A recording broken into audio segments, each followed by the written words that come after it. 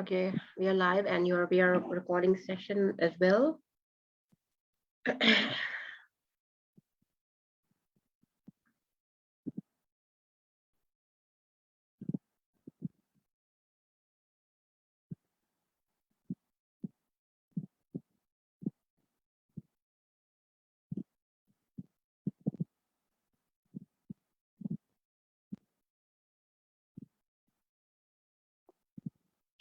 Okay, we are live.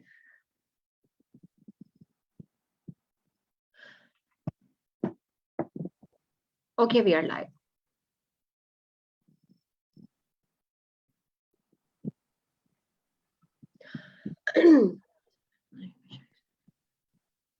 Assalamu alaikum and good evening to our READ community and viewers who are watching us globally.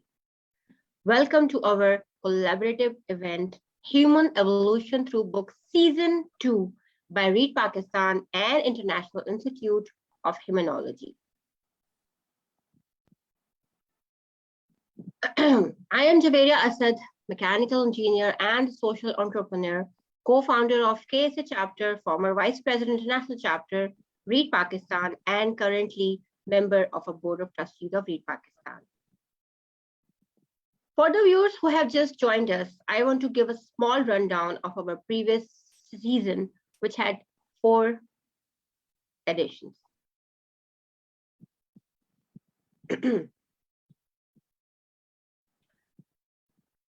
Our first introductory event was launched on 28 August 2021, in which we introduced science of humanology and its tips and techniques.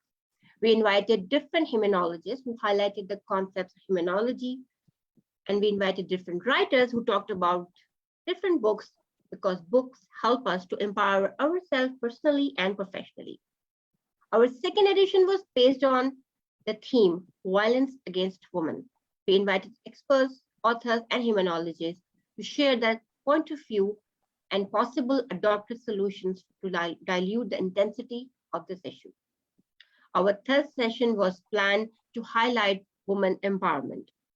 And the last, 4th edition, was based on mentoring youth and young adults. Because to make our personal and professional life meaningful, this is important to pursue our careers the way we want. We need to mentor our youth to adopt careers as per their choices and priorities. Season 2 of Human Evolution Through Books is a new batch of incredibly human and interesting topics to be discussed by experts and authors to help us understand human beings a bit better.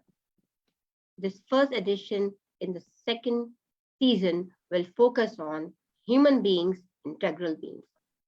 Now I want to invite my co-host, the gorgeous Jessica J. Lockhart. She's a well-known award-winning author and the president and founder of International Institute of Humanology. Jessica, please introduce today's guest with all of us. Hello, Javeria. Hello, everyone. Thank you so much for that very warm introduction. Yes, we are starting the second season of Human Evolution Through Books, and we are very excited to approach a very, very, very unique topic today. We're going to be talking about human beings, which is what we always do, but we're going to focus on a very specific aspect of that. And to do that, we have some wonderful speakers, experts, authors who will be accompanying us today from different places in the world, as is our habit and custom. The first person that I would like to introduce is somebody that I've been collaborating with for quite a while. He is connecting all the way from India, and his name is Alok Sood. He is a retired colonel, national and regional head Asia Pacific Directive Communication Psychology. He completed a system of human psychology. He is an empowerer in leadership and a firewalk instructor. Alok, we have to do that once together. I already did some fire walking, some in England, I think in the UK, but we have to do it together next time. He's a spiritual therapist, a keynote speaker, motivational, inspirational speaker. He's a personality development and interview skills professional, management professional, content developer. I mean, he is like we always say in humanology, an integral, complete human being who does a bit of everything. The topic he's going to be addressing today is human beings, integral beings. We're going to be talking about human beings as integral beings. And I am really, really thrilled to listen to your presentation. Alok, welcome, and the floor is all yours. Thank you so much, Jessica, for the kind words. The other speakers, great knowing you guys once you were introduced, and I'm looking forward to a very wonderful session of sharing and understanding what all is happening in your heads so that we can share it out to the masses. In gratitude to this particular forum wherein I've got this time. I would start with a personal example when we speak about the topic of the day. Human beings are integral beings. I'm afraid I have a question, whether we are actually humans. Are we beings as of now? And if I want to add one more word to the human beings, I would say, are we humans anymore? What to talk about integration and integral? So on the personal side, when I started my career, the new career about human behaviors through psychology, being an international master trainer, the aspects of intuitive and predictive sciences came my way. Now, what is intuitive and predictive sciences? In simple language, your pineal has to grow. It's not only about your crown. It's not about your throat alone. I'm talking of the upper three. And I'm not yet talking about what is beyond you, that is the antennas. So when this aspect of intuitive and predictive sciences came my way, I gave it a thought. And I said, yes, because the tarot, because the numerology, because the Lenormand cards, because the runes, because the crystal ball, because the angel cards, because the coffee cup reading is all about energies, then why not? So that flip side was my integration to become a human being first, to tackle the human beings around me. Everybody has a journey of his or her own. The opportunities come towards you, and suddenly you find yourself either sucked in, and you go deeper and deeper into it, and then you rise. Because once the manthan is done, the lighter energy starts moving to the top, and the denser energy starts sitting down. So when I speak about this topic today, the content is going to come to you from old period, which is a forgotten period. Number of authors have been taken account of, and of course, I have added a bit of pepper and salt and some other masalas so that we can understand how to be a human being first and then be integrated, be an integral part of the existence. I'm using a huge word, existence.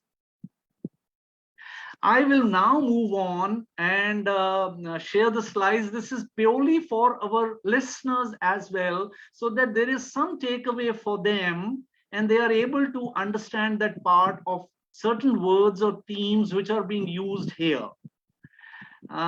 I hope my slides are clear. The viewers can just see it. Vani, in case you can say a yes.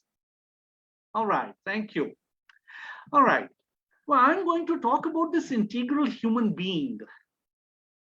What exactly is an integral human being?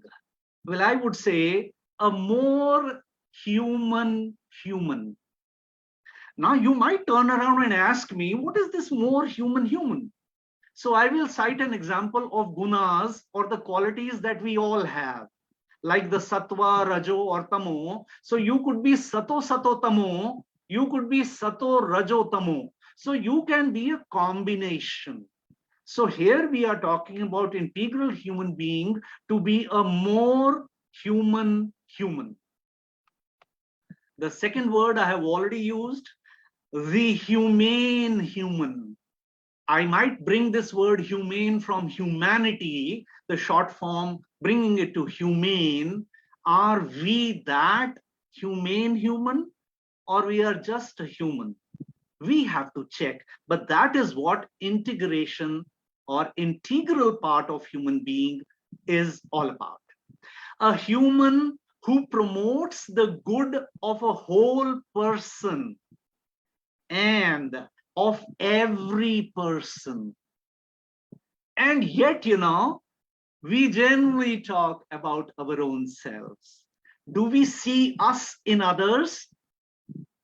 Do we see others in us? Is a question where I spoke of the existence. Friends, this integral human being treats all existence alike, like himself or herself. Assertive communication is an example. You want to be spoken to in your manner, so you need to speak to the other as well in their manner. My question to you is, do you know others? Do you know others that well? So herein, my next question and a sarcasm on integral human being is, where do you find such a person? You will have to look in the mirror and into your own eyes and actually ask yourself, are you that kind of a person? Well, the answer you get, please share it with me too, so that sometime I also can get an experiential knowledge as to what exactly is the answer that you get when you see yourself in the mirror.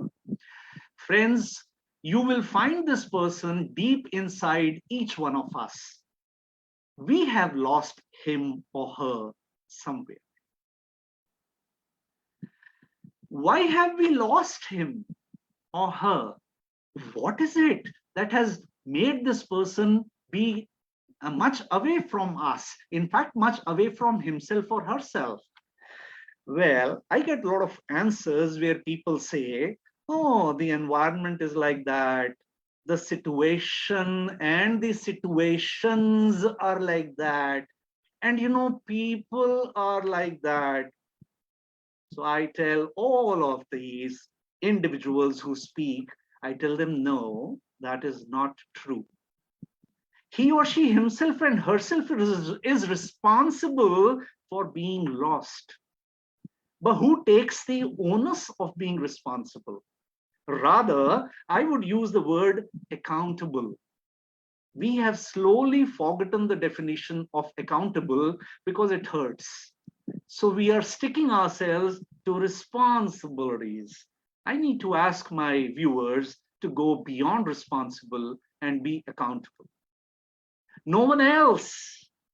It's you who is responsible for your own defeat, for your own present circumstances. How do we find him or her, this person who is lost? As an integral being, he or she has to do something.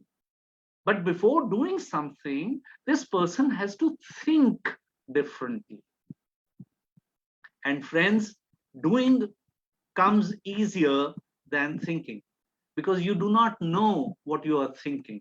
You know the old saying where it is said that may God forgive him because he does not know what he is doing.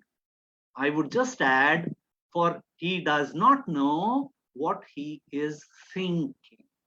Because nobody taught us to think. Everybody taught us to read. Everybody taught us to write. Everybody gave us the clues to a declamation or a poetry contest. But did someone teach us how to think?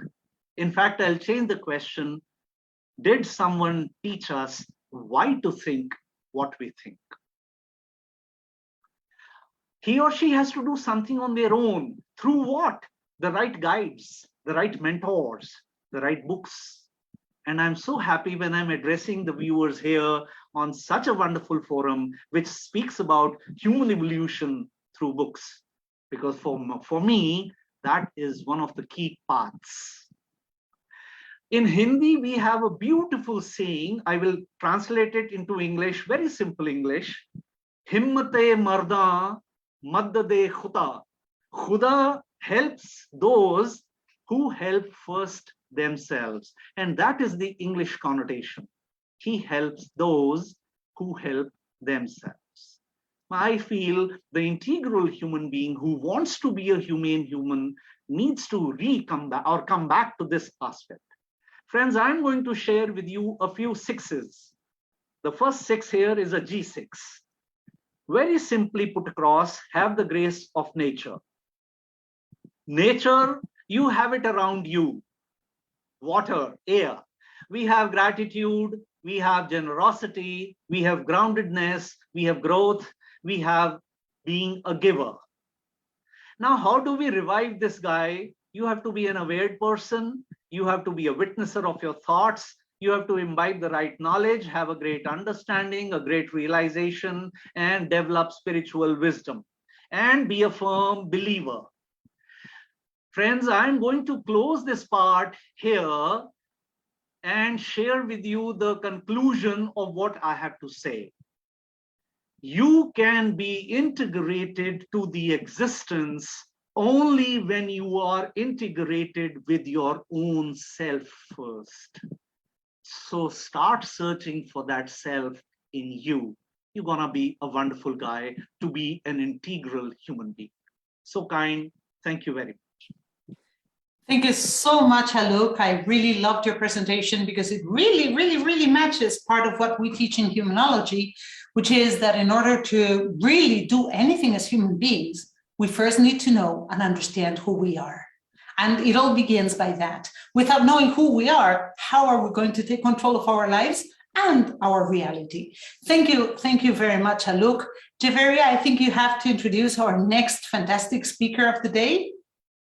Yes, thank you so much, Mr. Alok, for this perspective that we need ourselves actually to find ourselves, and we should not blame all the time the situation and the circumstances. Somehow, you know, the corona has its own blessings that we are connecting through because of corona, you know. So every situation has its own benefits and reasons. Okay, so now I want to invite our next honorable guest. And before I invite her, I just want to share her profile with you guys.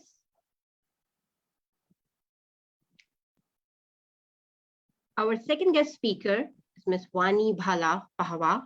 I hope that I'm pronouncing your name correctly, Vani. She is the founder of Body in Motion. Vani is a rare combination of a wellness entrepreneur, medical fitness specialist, corporate wellness solutionist, movement and rehab specialist, Indian classical dancer. Wow, this is really interesting. And columnist and speaker. So Vani, the next 10 minutes stage is yours. Thank you so much, Jalila, and thank you so much, Jessica, for this wonderful opportunity. Now, given the brief profile, I'm just going to extrapolate on what Alok just said. Of course, when we talk about humanology, first things first, when this topic came my way, I had certain ideas. I grew up with a certain concept of being a human being. And my understanding of the term humanology, of course, comes as a net result of my experiences. But I still wanted to read up and see what is it that the world defines as humanology, because Jessica also runs an institute called the International Institute of Humanology. And I wanted to be cued in, and I realized that it is pretty much what I have been living and what I have been imbibing and how I have been imparting whatever little that I'm able to impart to people around me. And that made it actually so much easier, because even though human beings are some of the most complex beings, one of, I think, God's most complex creatures on earth, there comes the reason to understand what do we mean by being integral.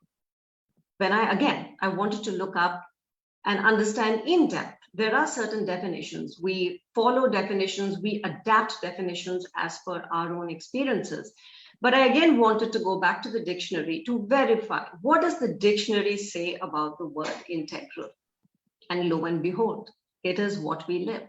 It defines integral as something very fundamental, something very important, something that makes one part work cohesively in symphony with the other parts to complete the whole, WHOLE.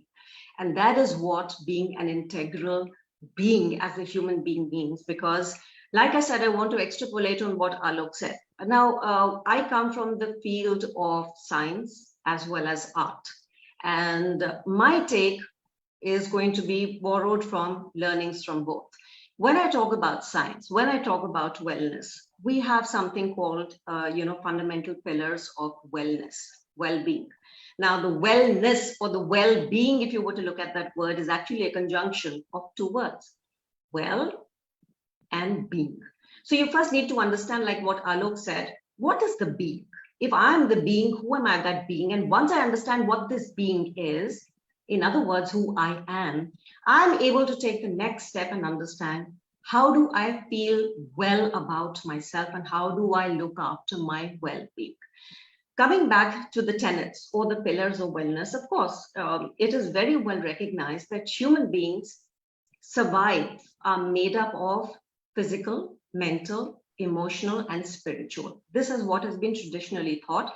But because we live in a very modern and we also live in a very complex world, by virtue of the fact that we ourselves are complex beings, and that is why we made the world around us so complex, the financial, the social, and the occupational elements have also been added to the pillars that go into defining what is it that makes our well-being. Now, naturally, if there are so many pillars that are holding up the roof or the floor of our being, it is only common sense, it is only natural that all these pillars need to work in cohesion. Now, if you are from the corporate background, the corporates like to use a lot of language like verticals, because I deal also with corporates. These are verticals, but these verticals cannot be addressed vertically. We need to build them up, but there is also a horizontal approach because our body has a huge bearing on the mind. We totally appreciate, we totally talk about the mind having a bearing on the body. But my experience with myself, my experience with my patients over the last 50 odd years has been, it is not a linear relationship we talk about when we talk about these pillars of wellness. So naturally, when we're talking about a non-linear relationship, automatically it becomes a very integral approach. It's like Jenga. If you've played the game of Jenga, you have those little pieces together. What do we do as human beings without even realizing it? We keep taking out pieces from that balance that makes us consolidated human beings. And one fine day, something that we have pulled out causes the crash to happen. What is it that we pulled out? It could be any pillar. It could be a physical, mental, emotional, spiritual, occupational, financial, or social doing. One facet of our life will never really impact just one facet of ourselves as human beings. I'll give you an example. The body is considered to be a tool. They say that the body is a temple of the mind. That's a very profound statement. We talk so much about the profundity of the mind, yet we relegate the body as being something very inconsequential. If it was something so inconsequential, we would not have been blessed with such a complex machinery. And like I said, the body has the ability to impact the mind. Now, if you're unwell, what happens when you're unwell? You may have everything else in life, but if you're operating from a place of pain, you're operating from a place of disease, your mind becomes pained, your mind becomes diseased, right? You may have all the riches in the world. And again, there's a very common adage that goes, health is wealth. We're talking about the financial pillar, yet watch what happens. Your body, your physical health becomes your wealth because it ties into your mental pillar. And because it is tying into your mental pillar, your emotions get impacted along the way, isn't it? Now, let me give you a converse scenario. I am an athlete, I'm a runner. we have something called a wall that we hit or experience. If you are an endurance athlete in any way, you do realize and appreciate that your body can only carry you up to a point. Beyond a point, the mind needs to take over. The mind needs to just keep telling the body, one more step, and you start breaking it down mentally. All right, just till the next crossing. All right, not just till the next red light, just the next 50 meters. You start with 250 meters, and by the end, you're telling yourself, 5 more meters, girl, 5 more meters, just keep pounding, right, left, right, left, right, left, and you will get there. So see how beautifully the interconnection, it is so non-linear. Now, let me talk about the other facets of our being. We talk about spirituality. Okay, this may hurt a few people, but my personal experience has been that unless you are a very balanced and an evolved person, many people only hit spirituality when the other pillars come crumbling. Very few people will go and replenish spirituality for the sake of the power of spirituality. It is always an asking, whatever faith you may be, whether you believe in the universe or whether you believe in Gita, Allah, whatever. Isn't it a common thing? It's only when you're driven against a wall, even when the books literally come crumbling down from the shelf, you have this system of bartering with your spiritual force. Get me through this, and I promise that I'm going to be doing this I'm going to be reciting my Hanuman Chalisa, or I promise I'll be a good person going forward and I'm going to become a better human being. So spirituality is, I'm not going to delve there, but spirituality also is to a huge extent for the ordinary person tied into the physical, the mental, and the emotional, and yes, even financial. Many people turn spiritual when they face financial difficulties in life. Everything that I'm giving you examples of points to the fact that a human being is an integral being. Being integral is not alternate. Because I come again from the field of rehab. I deal with cancer patients, multiple sclerosis, Parkinson's. I hear this huge thing, and also because I do weight training, also do yoga, I keep hearing that it is alternate science, it is alternate treatment. I've always tried to bring that down. In my mind, there is no such thing as alternate. Being holistic cannot be alternate. How on earth did we ever afford ourselves this choice that I can seek holistic or holism as an alternate choice? It is the only choice out of which we need to operate. It's only when we move away from this reality, when we move away from this truth, that everything comes crumbling down. So when if I were to talk about yoga, yes, it's a very, very mindful discipline. I take the same learnings of that discipline and I use it with my weights. I use it with my running. I'm a classical dancer. I'm a dancer of Mohiniyattam. For those of you who've ever watched a Mohiniyattam performance, you might feel that it is a child's play. It looks exceptionally easy because it is exceptionally graceful. But let me tell you something. Grace and lack of, jerkiness requires more control than something which requires you to pound with force up and down. Try it for yourself. It is so much easier to jump in sharp, abrupt movements than it is to create a wave. Easier to sketch a line with a ruler than to draw a perfect wave. But my classical style is such that it demands that we are constantly moving through multiple planes. And do you realize how much effort it takes for something for the audience to feel that this is so effortless? Why is it even called a classical style? Integral. And because it is such a graceful style, it really requires my mind to be tuned out to whatever it was that had disrupted my piece earlier. Because if my mind does not flow, it blocks my body. It doesn't allow my body to flow. And that's such a beautiful thing about this classical style. And again, the mind, body, the non-linear connection. Now, coming back to a couple of examples that I want to give you, why I feel very strongly about the use of this word alternate and why it should be holistic, particularly because I deal with people who have very debilitating conditions. So if you've had cancer or you know anybody in your family who's had cancer, you realize it's a deafening sentence. It's a frightening sentence. Our responses just to be the big C word itself takes the earth away from under our feet. So there's a whole lot of mind acting there. Yet, when I need to work on the physical plane of a person who's suffering from this disease, I need to break down their mental barriers one by one. Like Alok said, I need to have them reconnect with themselves. But what am I having them reconnect on the inside? I'm having them reconnect with the power of their body for the time being, as frivolous as it sounds, because that is what has been taken away from them. You know, it is only what gets fractured most in our lives. It is only what that gets dented the most in our lives is where our focus goes and gets stuck.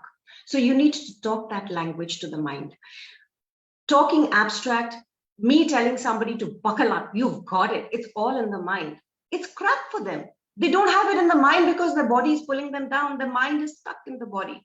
We are all cells. We are all bundles of energy. And when this energy gets disrupted, you need to talk to the energy particles. Now, it doesn't matter where the energy particles are situated, whether they're in the mind, whether they're in the soul, or whether in the body. My basic premise is I need to get this energy going. I need to get these magnetic radiations or whatever it is all working together. Two people, I'd like to give you personal examples and live examples, not a presentation. Meet one of my clients. He's a professor, an English professor in Delhi, and Parkinson's stage 4. You'll be shocked if you see him. If I were to see him as a stage 4 Parkinson's disease, and I see a few others, you'd think I'm lying that he has stage 4. He was on his deathbed because his father, grandfather, great-grandfather had Parkinson's, and he really was at his wit's end. Something about the power of the body and the power of mind that I wrote in the Hindu newspaper in an article resonated with him. He turned it around, and today this gentleman, Parkinson's disease, they have on and off phases, and I won't take much time here. On is when you're literally on with your movements. Off is when you cannot even move. When he's off, he shuffles, he loses his balance, he cannot get up. When he's on, guess what this gentleman now does? Because he's harnessing the power of his body, mind, and his emotions. He runs, he plays squash, he skates, he swims, he challenges people in golf. It's mind-blowing what he can do. Meet another patient. She's a young girl. She has Parkinson's. She's a budding teenager. Whole new challenge altogether. She's also at that stage, you know, where hormones are picking up. And yes, this is whole concern about, will I be attractive? Will people find me attractive or not attractive? It's so much more challenging to deal with somebody there who's so much younger. And I would have thought that dealing with somebody younger is so much easier because they have very less to go by in terms of experience. But sometimes having less experience is as dangerous as having too much experience. Again, an integral human being.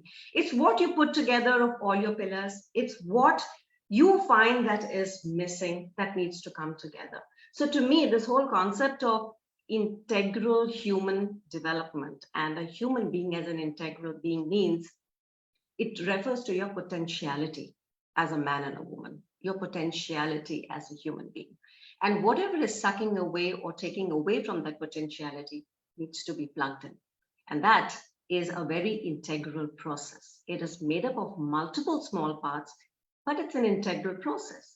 You are an integral being. It requires an integral process. So then how is wellness not an integral take? How is it alternate? You tell me.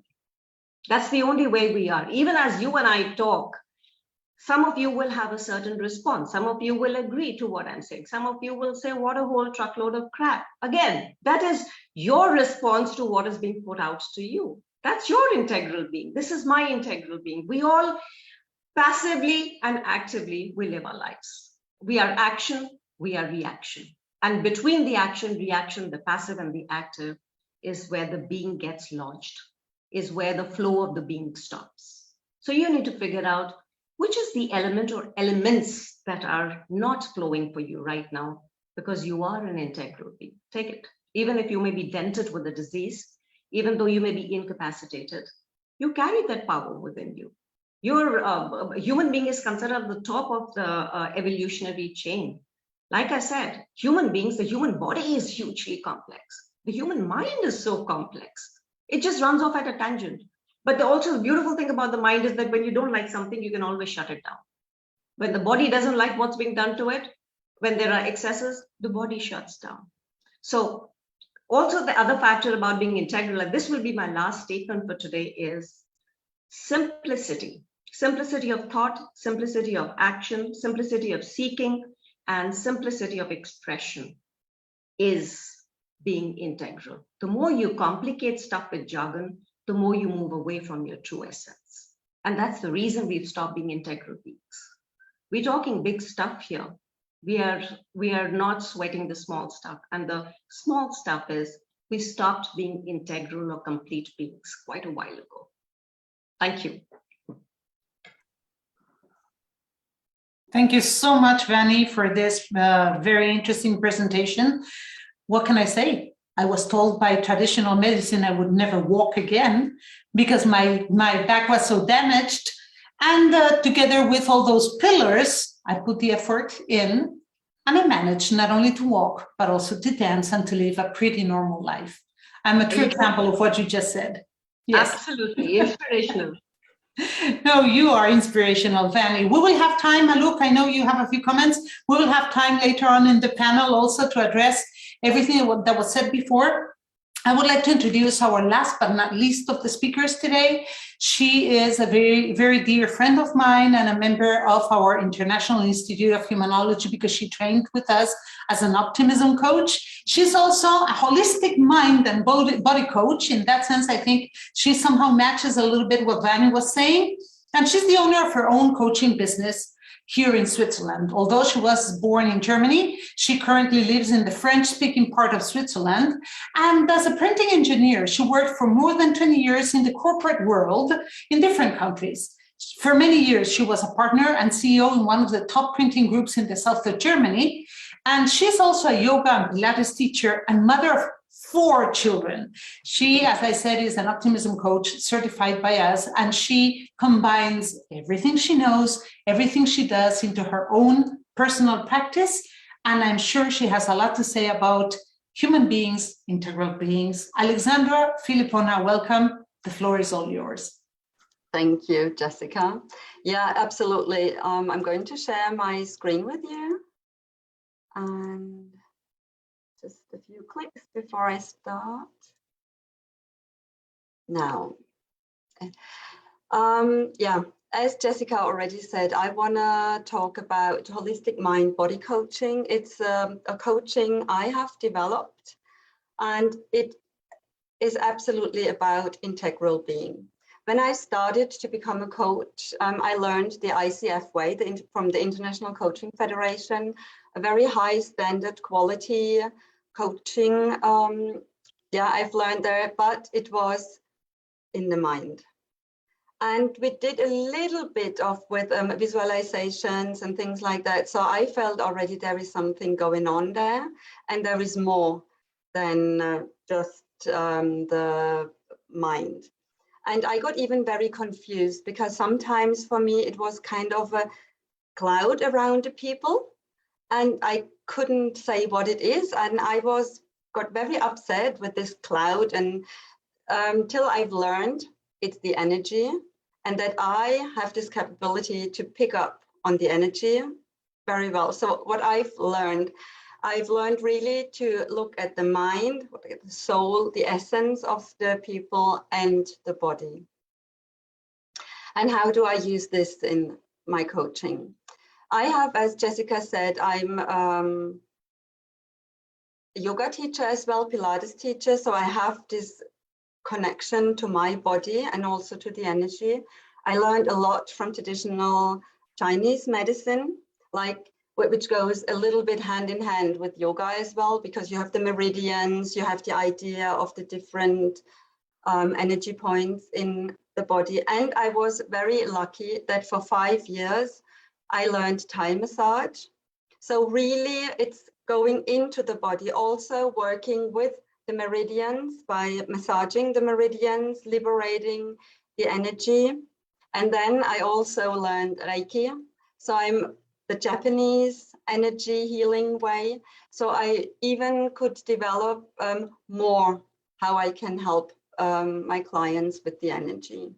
And for me, this was, yeah, it's very interesting how life is sometimes, because as Jessica said, I'm an engineer. So I kind of forgot about all this energy work and all this, which my mom used to do. And I only used it for my children. And I never thought that I would use it to work. I think I was afraid that people would think I'm a witch or something like this when I'm using it. And when I became a coach, I wanted to work with people who came from burnout or just wanted to really change something in their life. And then other trainers and coaches, they've told me I would never ever earn any money with that. And so I tried to go into corporate coaching and all this, and I felt something is missing.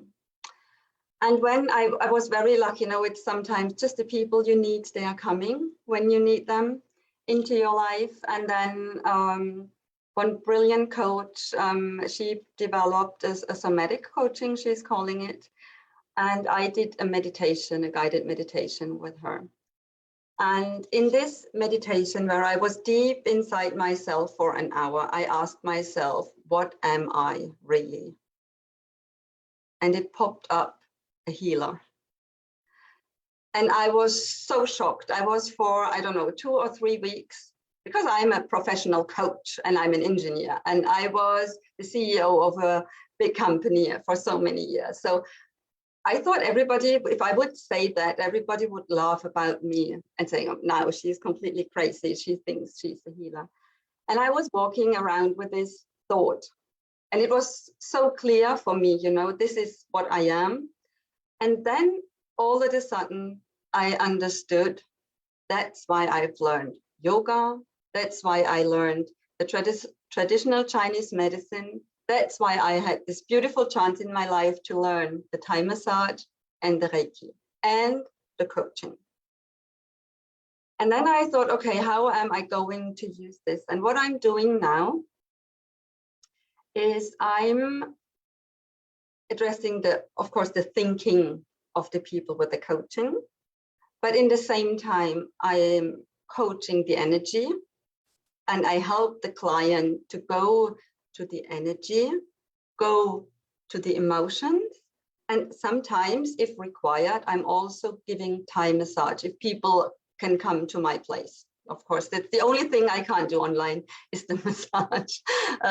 The rest, everything I can do also in the online coaching. And it comes together. So for example, when I'm having a client, very often they come to me, and when we start talking, I see they are cut here at the head with their energy. The energy is there in the head, no connection to the body. Even already here, the throat chakra closed. Everything is blocked. And what do? I help them. I put them into yoga postures. For example, the butterfly posture, but with a lot of cushions and things to help them so they can feel very comfortable when they are seated. And I help them to relax. I help them to reconnect with the body, with the energy. And then I ask them in a coaching way, of course, always, what is the outcome you want to have? And then what do you feel? And then all of a sudden, they start to reconnect. And I use the Reiki energy to help their energy to start moving again. And it's amazing. It's really, sometimes I feel like a witch. It is because it's magic. What is happening, it's really magic. And then all this at a sudden, like disturbed energy, can be transformed in healthy energy. Or they can let go of things which they didn't want to, they have carried since the childhood with them. And we are not talking about the problems. And this is the beauty of this kind of coaching, because the people, they don't have to talk about their trauma. They don't have to talk about the horrible husband or, the father they had who was beating them. We are only talking about the energy. We are talking about the heart. I ask them, how does your heart look like? And then they see it's hard around. There is a huge wall, or it's gray, or it's even black, the heart, or whatever. And then I help them to put themselves into the heart.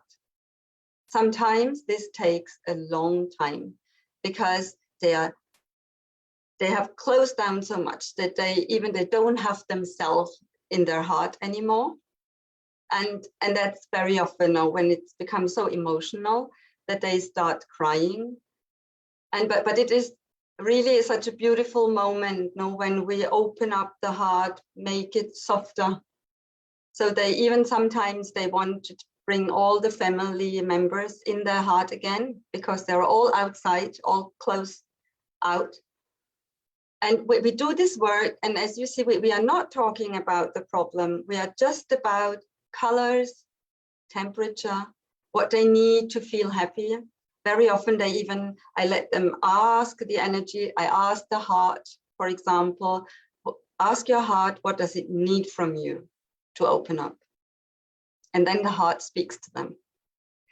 And it is so crazy. Very often I have people, because I'm in the Western part. So I think for people from India, it's easier to understand what is going on, because you have this beautiful culture of yoga in your life. That's also where I've learned it. So, and I always admired this completeness, which we don't have in the West. But even here, people, they tell me like, you know what, it's so crazy. It speaks to me. And I say, yes, it's working. And or we do this also. It depends now what it is. Is it about self-love, self-esteem? Then it's the heart. If it's anger, it's the liver.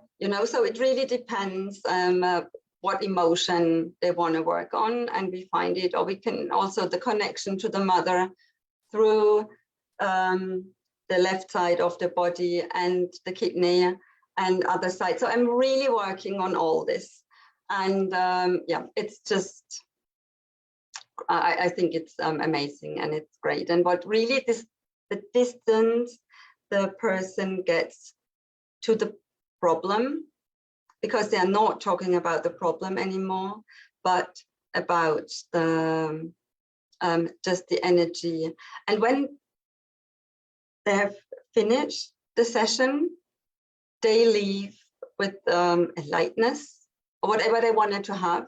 They are much more reconnected to the body. And I can really see it, and feel it. You see it when you look at somebody, who is connected in the energy with the body. It is a complete different being. It's an integral being after the coaching session.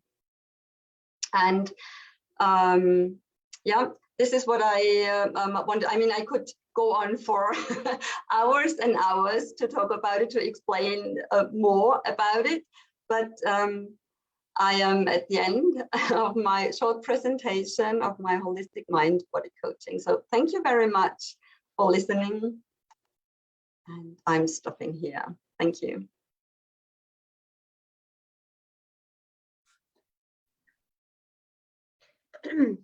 Wow, thank you so much. Yes, I also started yoga from last 15 and 20 days, and I found exceptionally difference in my life.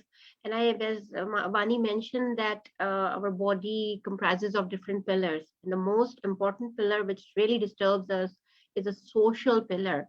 Some of your family or your friend, if it's, it's not working, then somehow we lost our emotions and our internal power to absorb everything.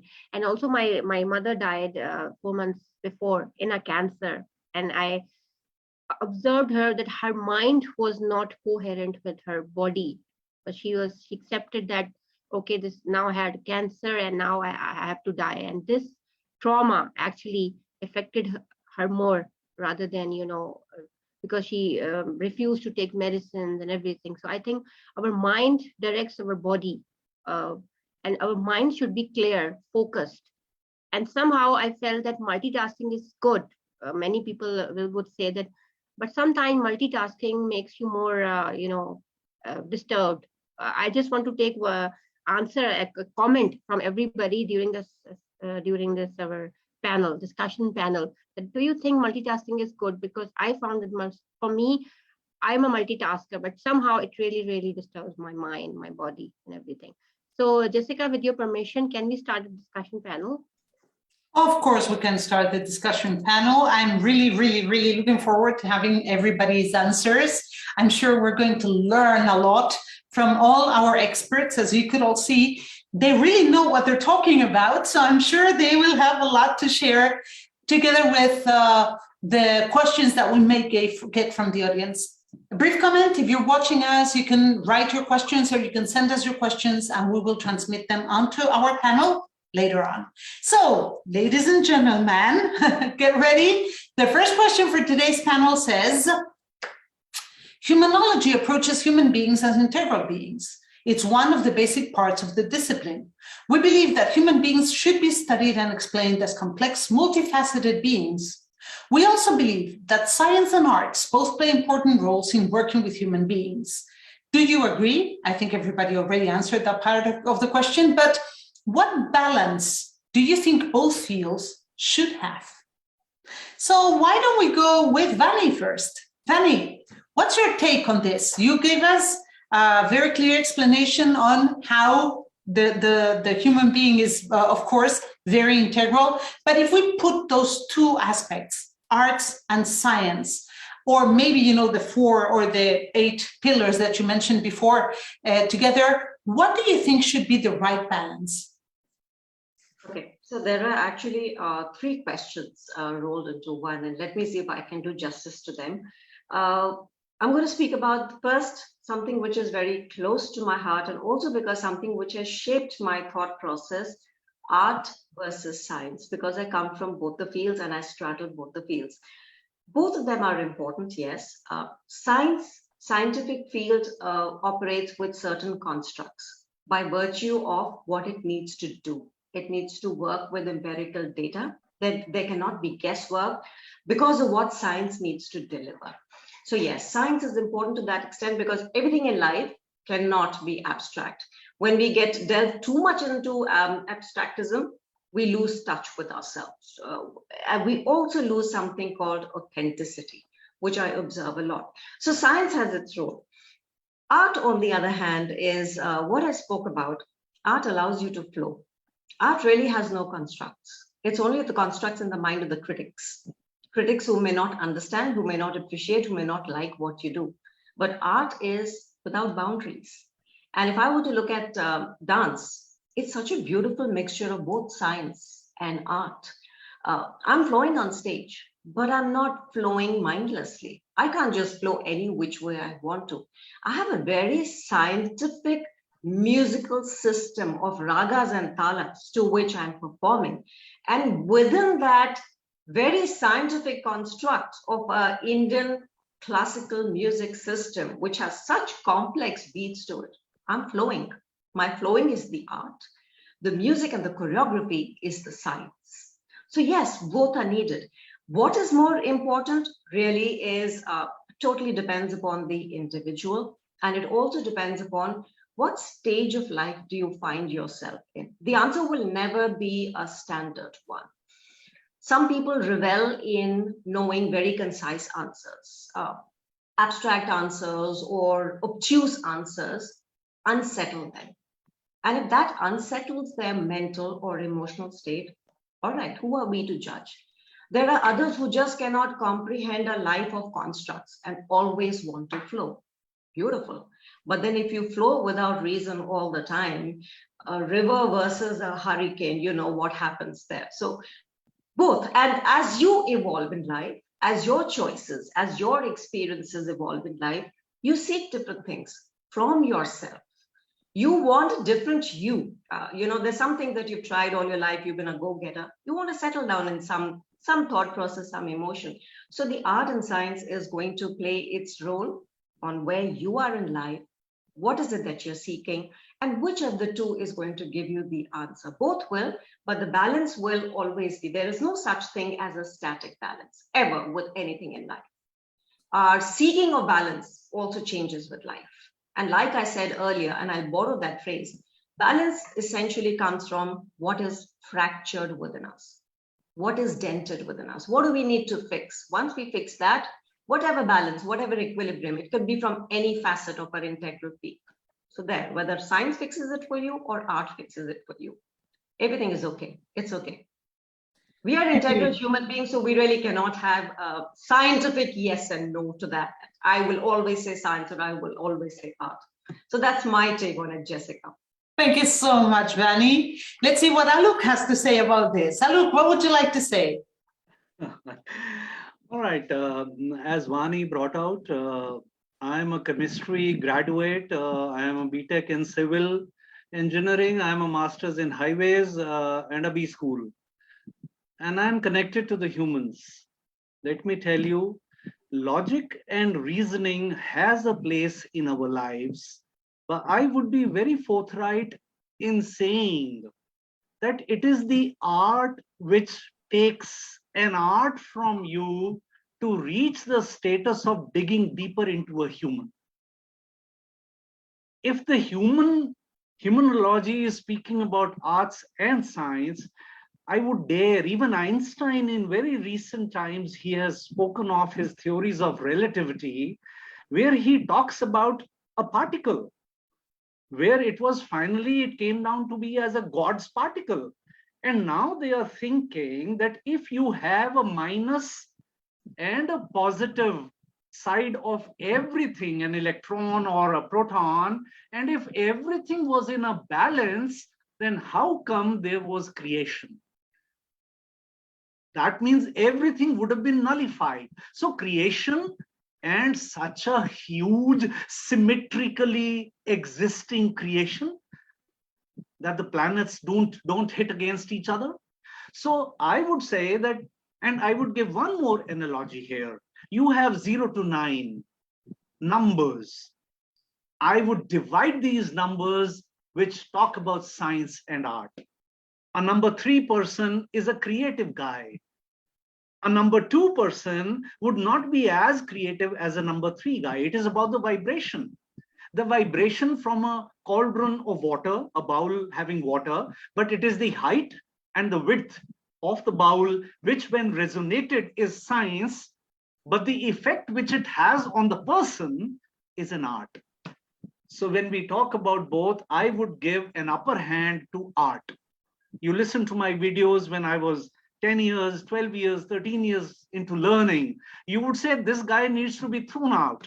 And today, sometimes I wonder at myself that I'm speaking to people with the art which has been developed inside of you to read people. Through sciences, you cannot. That is where I would say that art takes an upper hand over science. Thank you very much, Alok, for that perspective. Alexandra, please, what would you like to express and add? Yeah, for me, of course, I mean, science was always a big part in my life. I mean, I became an engineer. I loved math and I loved all the things that were happening and all the logic, yeah, especially the logic behind all this.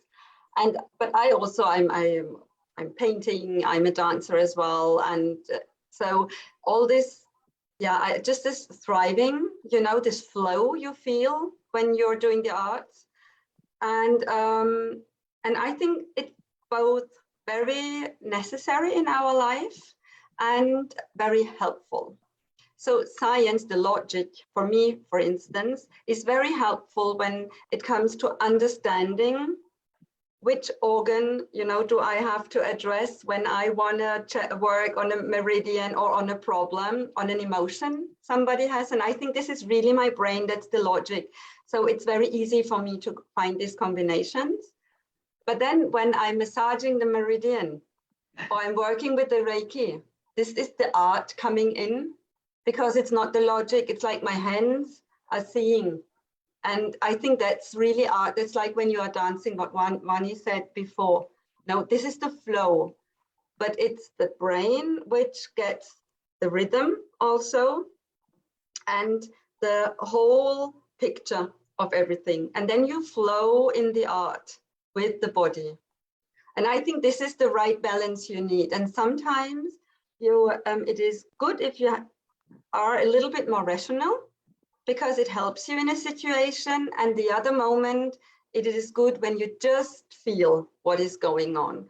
And I think what is really important today, I'm again speaking of the Western part of this world, they forgot to see with the hands and to move and to thrive. And that's the big problem we are facing.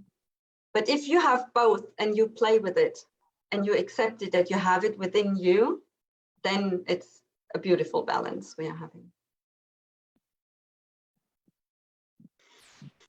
Thank you so much. Yes, art has its own language, if even kids use it as their first tool to express themselves.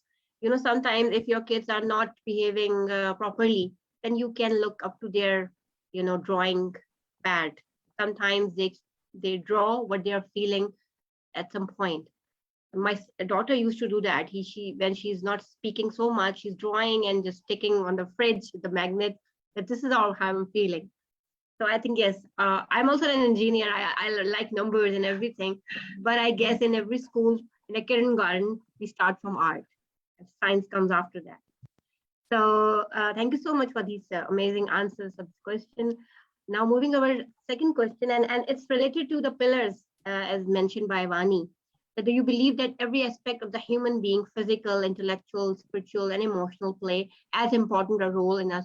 Or do you think one of them is more important, and why? And I want to add one additional pillars mentioned by Vani, the occupational and the financial.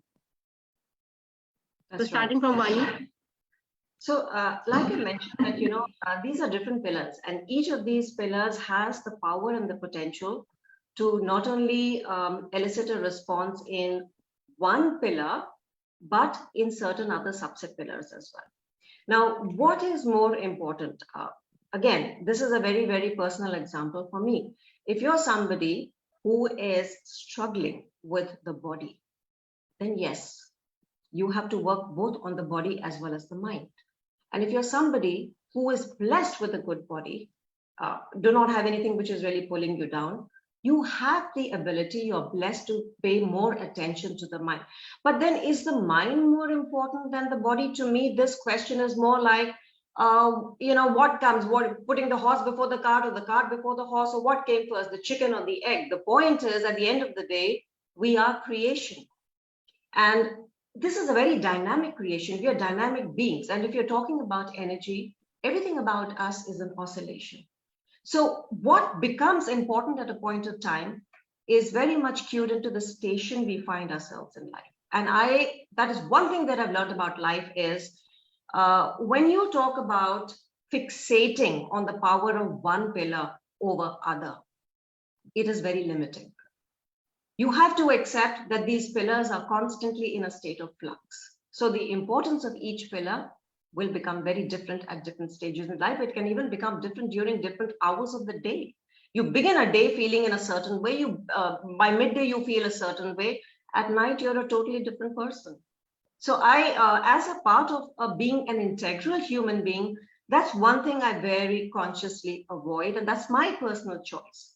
I don't want to be dictated by, what should you say, a seesaw. Or I don't want to be dictated by my own beliefs that A, B, C, or X, Y, Z is more important. I want to leave that little bit open because I want to listen to my mind. I want to listen to my body. So whatever needs more attention at that point of time becomes more important for me.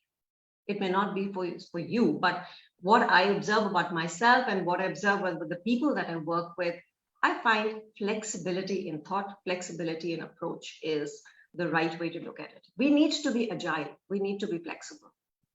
So for me, there's really no black and white with this answer.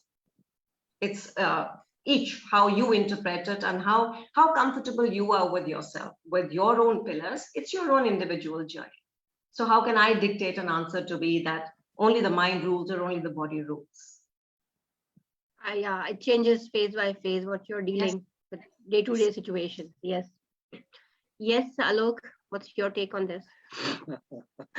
I'll flow. I want to start this part of the discussion with a question. priorities, or decision making. How does it come to us? Which of the 5 or 6 which I would speak the words now is important to reach a decision? What to do, when to do, how to do, where to do, or why to do. There is this principle which we speak about in our coachings, in our trainings, the 5 why principle. I would like to add one more aspect. Vani did speak about thinking, and so did Alexandra. We all speak about thinking. But due to the experience which perhaps has come my way, that opportunity of experience, I further divided the thought into 2 culprits. Every thought has got 2 subparts. The first part is the intent of the thinking. The reason of that thought, not reasoning behind the thought, the reason of the thought per se.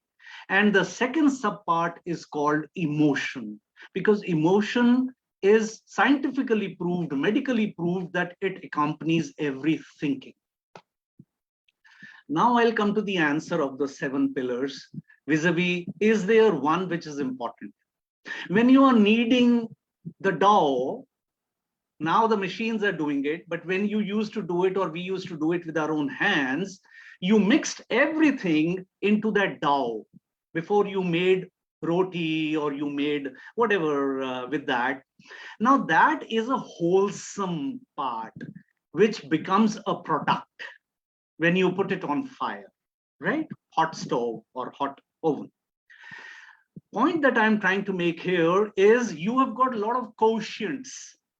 The IQ, the EQ, the trust quotient, the technical quotient, the happiness quotient, the stress quotient, the noble quotient, the godly quotient. I'll add 2 more and then finally 1 more. The cultural quotient and the BQ, that is the bias quotient. Oh my God, so much of confusion.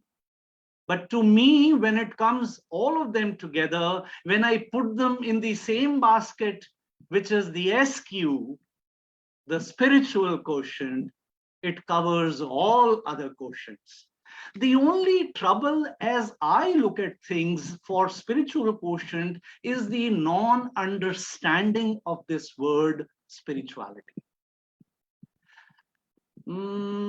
Universal Energies, by end of July, when I print both my 2 other books after the first, which was published 6 years back, I'm quite sure that spirituality would be made so easy for a common man to understand. And 125 videos to support. Whether it is a topic of parent-child relationship or lovers and spouses, when you talk about spirituality in them, I would take the cake and say, spiritual quotient leads for me, and others, they follow. This is how I look at spiritual quotient taking them. Thank you. Okay, thank you so much, Alok. Alexandra, what do you want to say? For me, it's about the balance or the harmony of all of them. And the problem, what I see very often in my everyday practice with my clients, is that they forgot about one of these aspects, like the emotions, for example, because they have learned so much not to show their emotions that they say they don't feel the emotions anymore. I mean, I have clients, they come to me and they are convinced they can't feel hatred anymore. And yeah, because they have unlearned it when they were young. Because we are having here in Switzerland a culture where you need to be nice, you stay nice, you don't show what you feel. And then they are convinced they don't feel it anymore. So they can't have this balance. And at some stage in their life, it's really difficult for them. It becomes very difficult. Like when they have the first partner and the partner is not coming from the same background, or really things like this. And that's what I'm working on with them. It's to get back this connection to understand what is anger, what is, love, they say, okay, it's easy. No, they know, or about happiness, it's easy. But even there, they don't see it in their life anymore. So it's really about this. And I think you can't really be spiritual if you don't have this background, because then it is I say it's kind of a spirituality, but it's not real because you're not in there with your whole body. So it's really, you have to get this balance back, and very often against our cultural and society background we are having, and only then you get the harmony, and that's what is really important from my point of view. Yeah, and in my opinion, like, we have so much overwhelmed with the responsibilities, like, for if I'm a mother, I'm a wife, I'm a sister, I'm a daughter, and somehow I have forgotten where is Javeria, what I want for my life. Sometimes this creates a depression, a frustration, because many times I want to do many things for myself, but I'm not getting time. And when I lost myself, so, and I'm not blaming, again, I'm not blaming, like, okay, these, of course, living in a society, I have to fulfill my responsibilities, but I think me time is very important.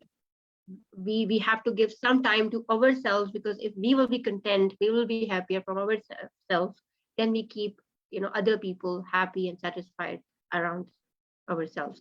So thank you so much for elaborative answers for this question. Jessica, do we have any other question? I think we have a question on we have questions. We have questions. Not only the last question that I think all of our speakers have somehow addressed, but I'm going to insist with a little addition. But we're also starting to have questions from our audience that we will pose right after this last question.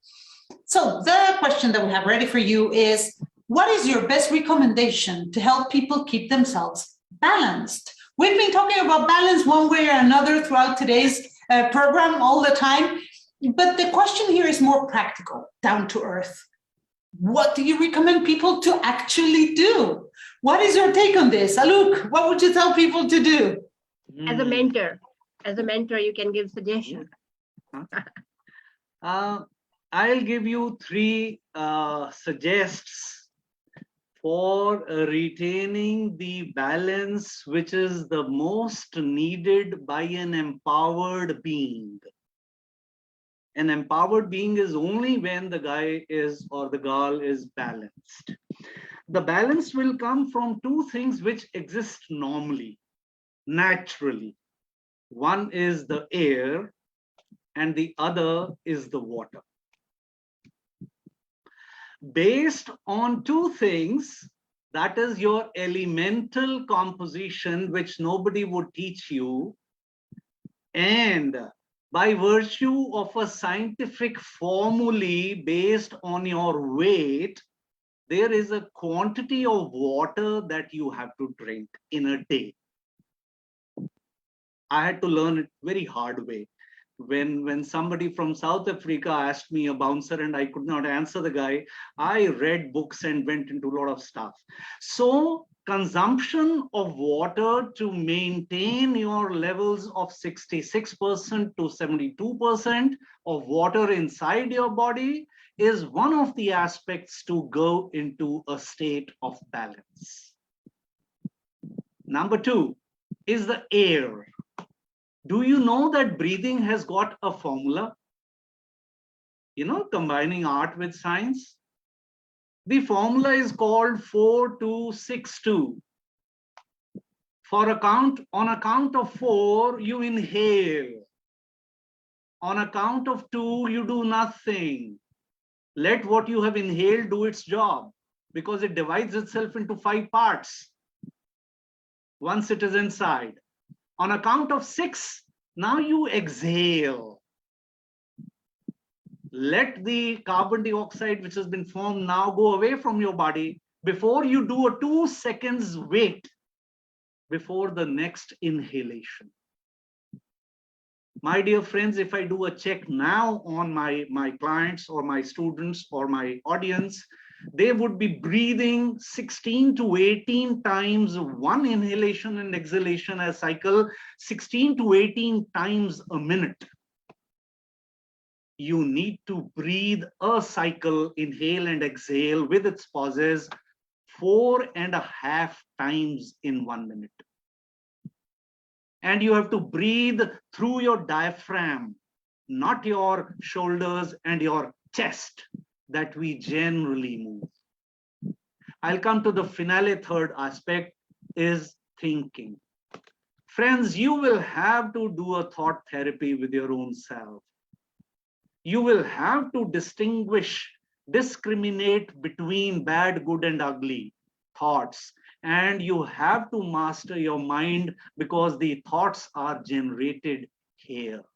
Because whatever role we are playing in. So simple 3 techniques of water therapy, breathing therapy, and thinking therapy will give you most of the balance for you to perform or outperform yourself. Thank you so much, Alok, for this very, very practical set of tools. Let's see, Vani, what would you like to add? I'll just give you the simple mantra that I try and follow. Movement of body, stillness of mind. And everything that I do, any practice that I adopt needs to fall into this. And the third thing is reject excesses. When I say reject excess of anything, if you're talking about the body, of course you need to watch what you eat, because at the end of the day, your food reacts with the way you think, your food reacts with your emotions, your food of course reacts with your body itself. But you also need to watch what you eat in terms of influences. That could be just about anything. Toxic people, toxic relationships, too much consumption of social media.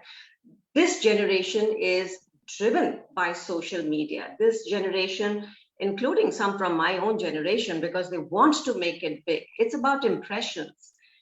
Go for real stuff. Go for real life relationships. When you start valuing real life relationships, you will automatically start making adjustments, and whatever decision that you need to do to strike a balance within yourself and with the other person. And movement of body, yes, because movement is an answer to a lot of things. It releases toxins, not just physical, it releases blockages, mental, emotional blockages as well. And stillness of mind is one of the most difficult to do. Breathing practices like what Alok said. There are many other simple practices, whatever resonates with you. Start small, make it consistent. Small and consistent, and watch your complete diet. What goes inside your body, what goes inside your mind. I like to keep my life simple. Thank you, Vani. I think we put everything together that we're learning today, and this is a very, very interesting session. Alexandra, give us your thoughts. Look out for the word should, because always when you hear should, either in your thinking or outside, you know it's not what you want. You are not living according to your essential self. So for example, when you say, oh, I should go in the evening to see some friends because they have invited me. But that means, like, be careful, because this is not what you really want. Because otherwise you would say, oh, I am looking forward to go and see them. And then really decide, say, do I really need to go there? Or isn't it better for me to stay at home? Or also when other people are saying, you should or you have to do this, and you feel this crunchy feeling in your stomach, start to listen to your stomach. Stop listening to your mind, because only like this you can get this balance now of yourself, what you really need, what you really want. And I think the word should, this is like really so important and so easy to have it as a red flag. And then, as Alok also now said, like, think of it, what has you thinking this? And then you will see there is the bias going on, there is social, like the society thinking you are having in your head. And this is all in the should. So that's one thing. Thank you, Alexandra. So we only have a few minutes left, and we have 2 questions from the audience. The way things are going to operate now is a very simple one. We're going to ask you the questions, And whomever wants to answer the questions just raises the hand or takes a mic and answers them. So I'm just very quickly going to ask the first one. It says, do you think that people are happier today? Our ancestors didn't know all these things that the speakers are talking about, but they seem to be happy. Is the world happier today? Are we truly making progress? The floor is yours, guys. Alexandra, Very quickly, they knew. We just forgot. I think with the industrialization, we forgot so many things. And I think our ancestors, they knew, because the Greeks were talking about it, the old Egyptians, they knew it, the Maya, they knew it, in India, everybody knew it. So anybody else would like to add anything? I'll take this call. I have a question on the question, which individuals must understand. That question is, what is your definition of happiness? And what is your definition of progress? I will wrap up the second issue first. If progress is coming at the cost of humanity, I would not like to define it as progress. I'll come to the first part. Happiness in whatever form the audience is speaking about. I would take it further from happiness to the word harmony. And I would also like to touch upon this aspect that older generation knew everything about it, but today's people seem to be happy. Or you said the question said are happy. Well, I have a question mark. With two kids around at the age of 36 and 32, I understand their happinesses. With my nephew at the age of 42, I understand the happiness and of their kids also, the nephews, who's in the US. I've traveled the globe, virtually seen 8 or 9 countries. I would like to question my audience to really understand that you have to dig deeper into yourself before you start talking about that today people are happier. Are they seemingly happier, or it is a facade on them, or they are wearing a cloak of it? That you'll have to answer. Thank you. Okay, we'll see if the person who posed the question answers or says something. In the meantime, Vani, do you want to add anything, or do we move something? I totally agree, because that would have been my question as well, that, what is your definition of happiness? And Alok summed it up very, very well. The only thing I think I would like to say is this question comes my way a lot, and particularly even from my grown-up kids, your generation, this generation. I would just like to say that I think, this generation is perhaps more enabled. I'm not sure if it's happy or happier. The older generation was simpler, but I really can't say they were happier. There was a little happiness in simplicity.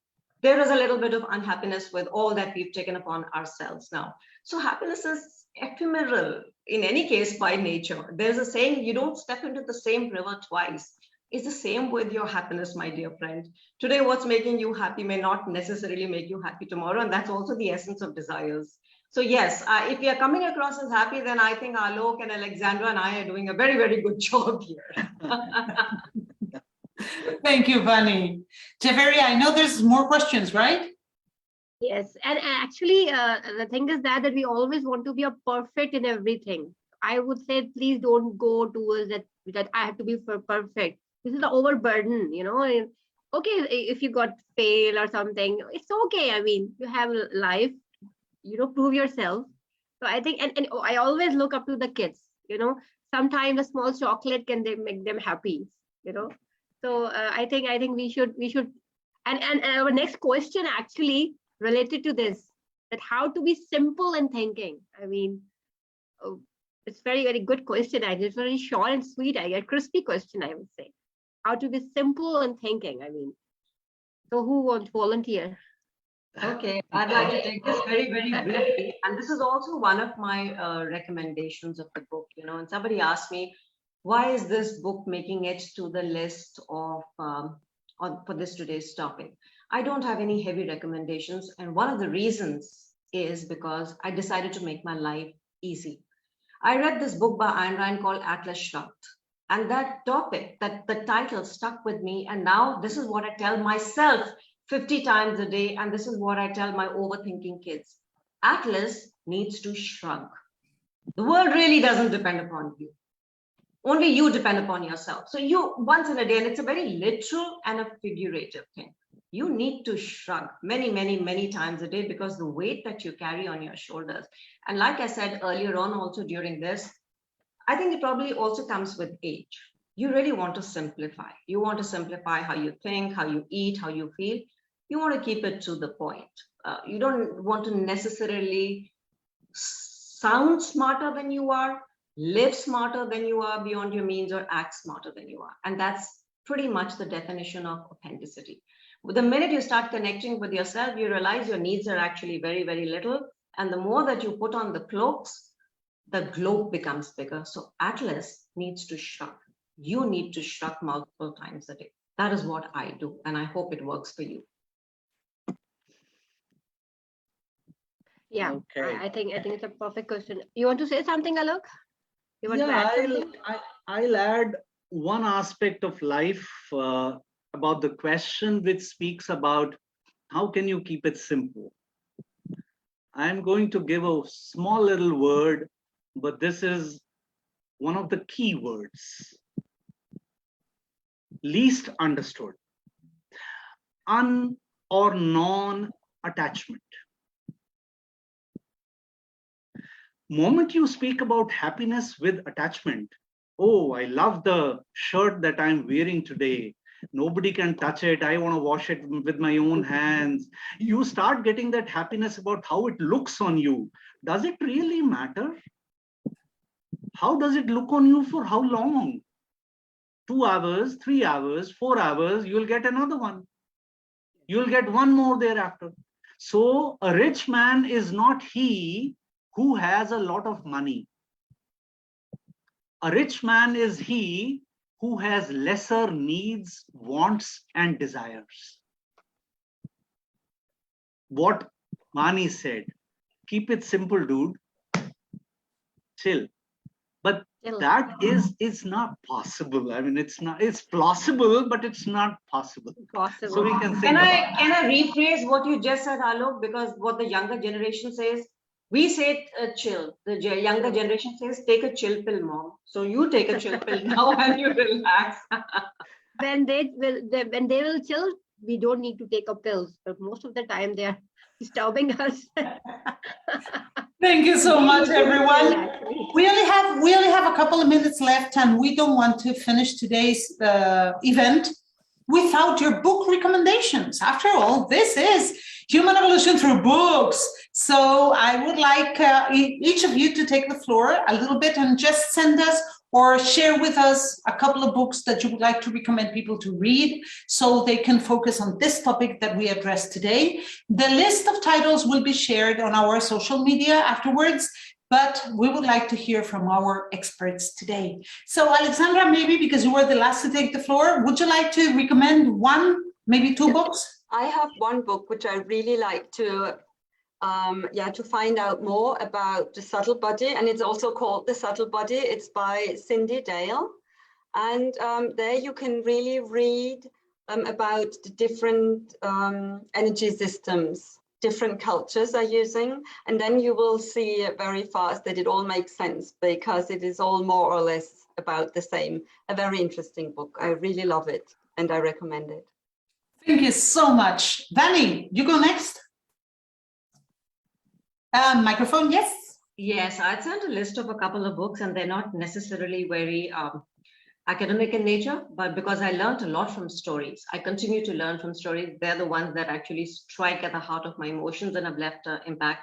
Ayn Rand, I'm a huge, huge impacted person by Ayn Rand, both Fountainhead and Atlas Shrugged. It really taught me a way of thinking, and like I said, Atlas needs to shrug.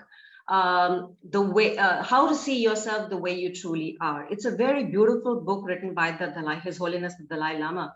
And that is really at the heart of an integral human being, because the IHT model talks about a human being, addressing the complete whole being and everybody. And the Dalai Lama actually talks about our place as individuals in society and as nations. And yes, even a book like Alice in Wonderland, it's got some phenomenal quotes. If you remember the conversation between Alice and the cat, it says, which way does the road lead? And the cat asks, where do you want to go? And Alice says, I really don't know. And what was the cat's answer? Then it doesn't really matter where you're going.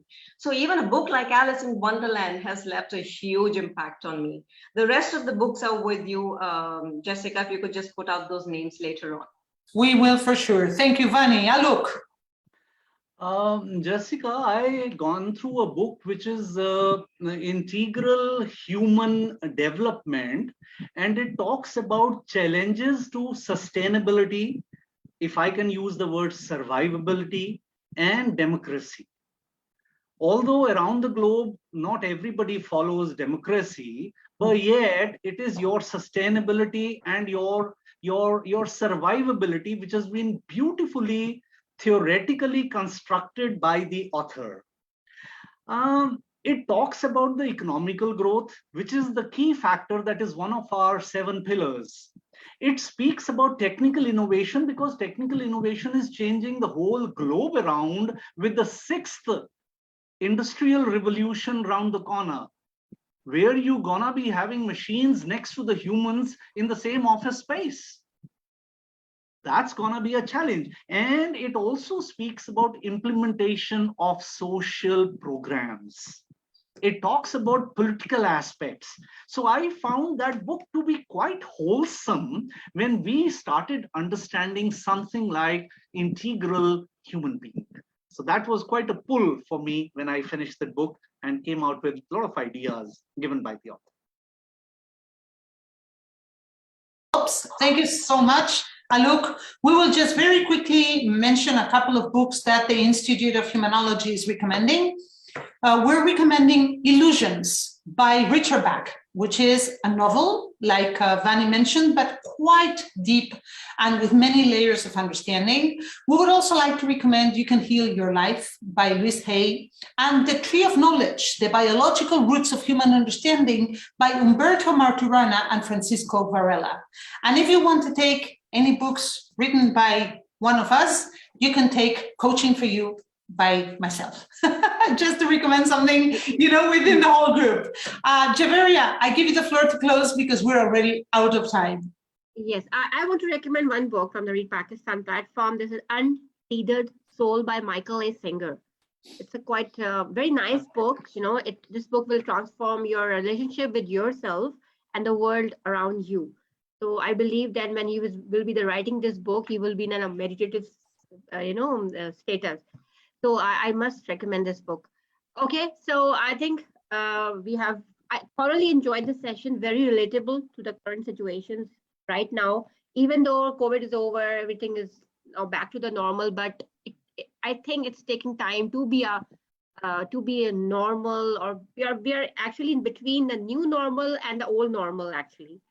But really, really, thank you so much, Jessica, for inviting such a wonderful people, integral human beings, I would say. And I thoroughly enjoyed the session. And thank you so much, all of you, Mr. Alok, Ms. Vani, and Alexandra. And inshallah, hoping to see you again in our next sessions. So for time being, thank you so much. We are signing off from the Read Pakistan and the International Institute of Humanology and Human Evolution Through Book Season 2. See you again. Bye-bye. Thank you, everyone. Thank you. Bye. Bye-bye.